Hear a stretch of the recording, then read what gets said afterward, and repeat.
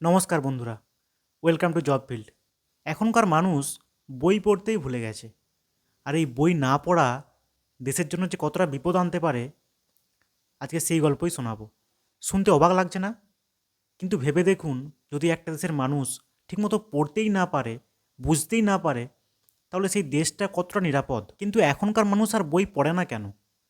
আগে মানুষ বই পড়তো, খবরের কাগজ পড়তো, আর এখন এখন 30 সেকেন্ডের রিল, হেডলাইন পড়েই মতামত দেয়। আর হোয়াটসঅ্যাপ ফরওয়ার্ডটাকেই সত্য মনে করে। পুরো খবর পড়ার ধৈর্য কারো নেই, কিন্তু না পড়ে সিদ্ধান্ত নেওয়াটাই সবচেয়ে বড় সমস্যা। আমরা শুধু দেখছি, কিন্তু বোঝার চেষ্টা কেউ করছি না।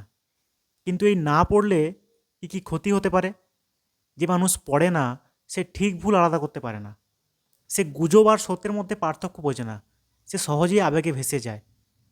একটা মিথ্যা খবর পড়ে মনে হয় যে এটাই সত্য, কিন্তু যদি পুরোটা পড়তো তাহলে বুঝতো যে এটা ভুল।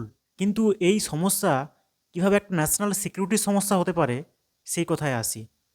ধরুন একটা ভুয়ো খবর ছড়ালো, দেশ বিপদে, সরকার সব লুকোচ্ছে, একটা গোষ্ঠী আমাদের শত্রু। যদি মানুষ না পড়ে, না বোঝে, তখন কি হয়? তখন ভয় ছড়ায়, রাগ ছড়ায়, অশান্তি ছড়ায়। আর এতে কি হয়? এতে একটা সমাজ অস্থির হয়ে পড়ে।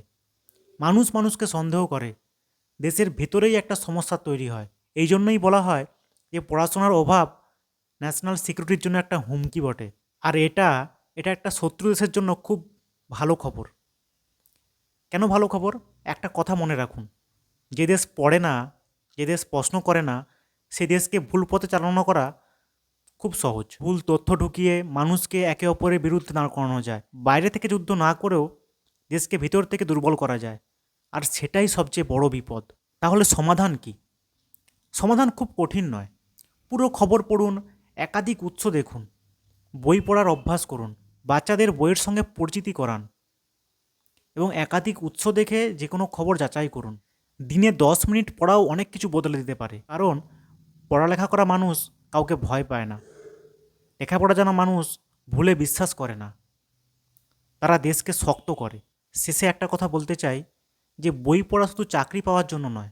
বই পড়া মানে বোঝার শক্তি বাড়ে, ভাবার ক্ষমতা বাড়ে, দেশের ভিত শক্ত হয় বা মজবুত হয়। তাই মনে রাখবেন যে বই না পড়া শুধু ব্যক্তিগত ক্ষতি না, এটা গোটা দেশের জন্য বিপদ। আপনার ছোট অভ্যাসই পারে দেশকে শক্ত করতে। আর এই ভিডিওটা ভালো লাগলে অবশ্যই লাইক করুন, শেয়ার করুন, কারণ এটা সবার জানা দরকার। ধন্যবাদ।